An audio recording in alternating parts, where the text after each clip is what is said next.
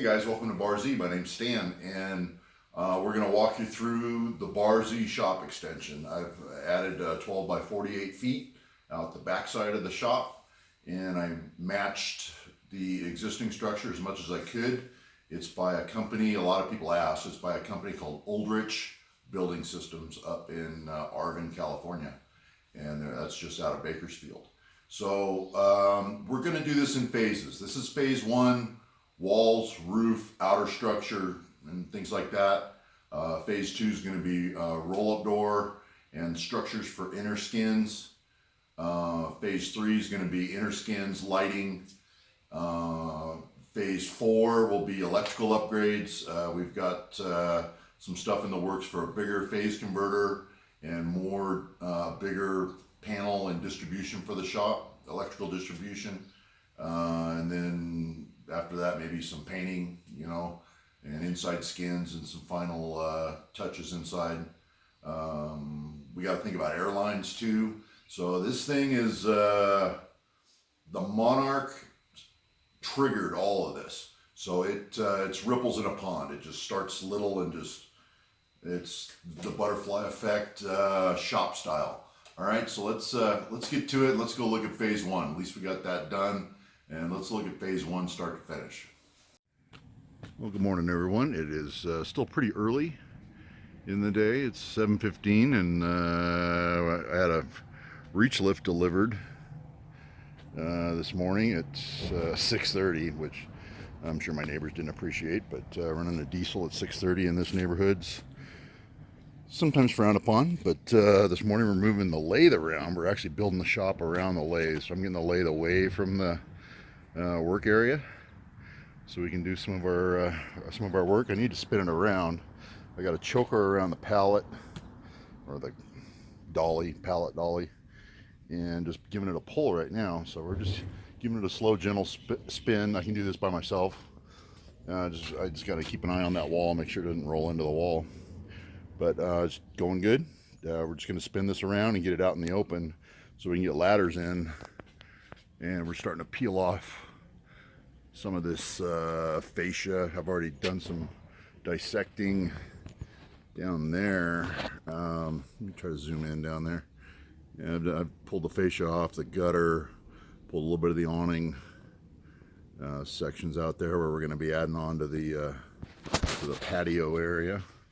But the boys are going to be here in about a half an hour, and we're going to start stripping all the fascia off, corner angles, crowns and moldings and stuff, where we can continue this the roofing. All right, but let me get this lathe moved around. We're gonna, as long as the forklift's here, we're gonna put it in place after the barn's built. So hopefully that's a good solid couple days work doing the barn and getting the lathe moved. All right. Okay, well, here's an end of the day shot. You can probably tell where the old shop meets the new shop. You see that nice new shiny hat channel there? And down there you can see where old meets new. And there's my old corner channel that we removed from the outside corner, moved it back to the inside. So we've scabbed that in. We got the floor channels bolted down, and we got this wall side done. And this front face is all done. I'm trying to let that sun blow you out there. And we got the lathe off the big dollies and sitting roughly in place. That's the Monarch under there. I got 2 feet onto this wall to walk around it. Maybe less. Probably 18 inches there. We got 24 in the back. I can shuffle it around with a Johnny bar and or a couple crowbars. I can still move it around a little bit, but it's clear of the doorway now. That's the edge of my doorway there, and that's what the inside of the shop looks like now. Looks like a walk-in refrigerator. And you see there's the corner channel where the new ties in with the old. All our floor bolting done. And we got this floor section down. So wall gets built to there, wall gets built to there, right to that point, and then that is my door opening. That's a 12-foot door opening. And then I am extending the patio over there, that patio that sticks out. So that's gonna, I've already made that piece, anchored to the floor, done. That's what the roof sits on for that outside patio. That's where I cut all my material. The cold saw usually sits out here in that roller conveyor. This roller conveyor here is the infeed table for the cold saw. So now I'll be able to have pipe racks down this wall here. Plenty of room for 20-foot sticks down this full wall. Cold saw goes right there, and then the infeed table sits right here. I don't know whether I'm going to put a man door here or not. I can add that later. Actually, when I get my roll-up door put in, I could take that man door, that slider out, and that will fit right into one of these panels here, into that center section. So that's how far we got today. Lathe moved, 2 walls up, and all the floor channels down, and the patio support fabricated. Doesn't feel like a lot, but that's what we did. Okay, well, I thought I'd bring you out and show you what's going on day 3. I think we already had the lathe moved the last time you saw. We've got all the walls standing now. First day, on Friday, we took delivery of all these components, and we got on that day too, we got a little bit of the wall standing, got all the floor channels down. But on the second day, we got these truss, or actually they call them gable end panels. That one there, that center one, and that one there. So all the gables were hung, and then this the trusses got hung, and you can see my paint there, and there. We actually had to shorten that truss. My old truss is 48 inches tall, and the 2 roofs have a 1-foot drop between the upper and the lower. And the new way that they do it, they're 52 inches tall, and they have I think it's 14 or 16 inch drop between the upper and the lower.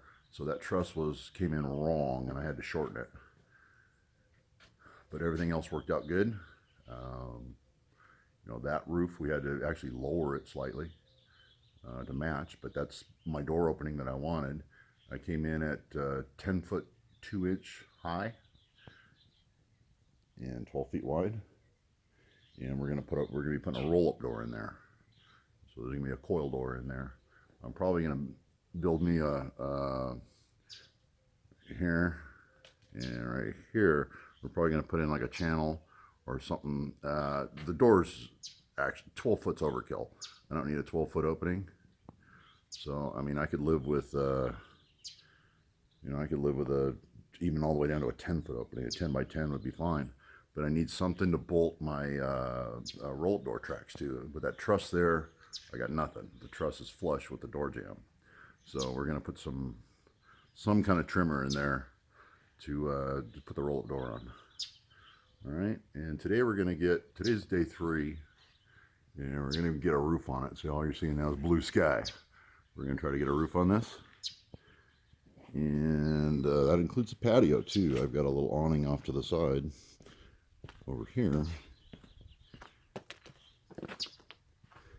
and we're going to get that awning gets extended all the way out to the edge of that. I ordered this one with an overhang. We got an overhang on this whole side of the building. Overhangs 20 inches. All right. Well, that's all the news that is news for day. This is day 3, but we haven't done any work yet. I just thought I'd show you around before we get started. Sorry for that sun blowing you out. It's pretty bright. That little bastard's been a real time saver. A good little lift. And we usually rent the big ones, but that little guy gets around really good. Really maneuverable. And see, all this matched the original construction. Both the texture and the hat channels, the way they bolt together and everything else. The panels just come together. There's a joint in between here, and then we just drill through and put in a carriage bolt from the inside, and then they lock down with some nuts, and the 2 hat channels pinch together. So pretty easy to do. All right, guys, let's I'll bring you back on after day 3's over. Good morning, everybody. And after what, this is going to be 2.5 days, no, 3.5 days. We've got a roof on the whole thing. We've still got the eaves that are open, and the skins inside take care of that. And all the roof sheeting is done. We just got to work on the fascia board and all the trim and the gutters and all that. So that's all that's left here today. We spent some time yesterday rearranging this patio. I got my cold saw back out. There's my in-feed table to the cold saw. And just miscellaneous stuff that I had to displace to give us some wiggle room. And we brought a few, as long as the loader was here, we sent the reach lift back. As long as the loader was here, we brought over the shear bottles, a little press, and then my box and pan brake. It's an old Chicago. And believe me, that thing is heavy. And just a old ratty workbench I had outside under the awning. I thought it might come in handy over here. But I do have a drawer that does nothing in particular, but it does have a drawer in it. So it's a shop made bench. I'm going to probably need a couple more out here. Horizontal surface syndrome. And we finally figured out how we're going to lay this out. We're had some friends over, some YouTube buddies over last night, and we're talking about what to do with the Monarch. We're going to take the Monarch, put it against that back wall sideways, facing out obviously, with about, I don't know, about 18 inches behind it, so we can get behind it and work on it, clean it, whatever. And then out here, from here to here, we're going to bring the Logan out, and I'm standing on the back side of the Logan, so the lathes are going to be facing each other, so there'll be like an aisle down the middle and plenty of room to walk around the Logan both ways to get into that little work area. So, and that's going to free up some space inside here. So that Logan right there is going to be coming out, and one of the Lista cabinets, probably that tall one over there, and we'll fill it up with just lathe tooling. 5C collets, collet closers, and all my stuff for the Logan. And for the Monarch, you know, I got a lot of Monarch stuff to go in there. And that little one there, we'll save that for milling stuff, because I'm going to keep the mill and the drill press in here. All right. So that's going to kind of free up some of this area after we move the lathe in one of the toolboxes. All right. So this is, what did I say, day 3.5, because we took a half a day off. But like I say, all that's left is trim. There's a fascia board that goes, that caps that whole run there and that whole run there. And then down at the bottom, there's it's an enclosed rain gutter. I can actually show you a cross section of it. It's pretty clever.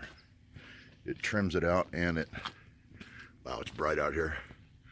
You can see the water runs down the roof, and then it falls into that enclosed rain gutter. So the rain gutter acts like a trim, but it catches water and runs it down to the end, and this, you cut in downspouts at the ends. So pretty easy to put in. It just kind of caps over that raw edge and dresses it up a little bit.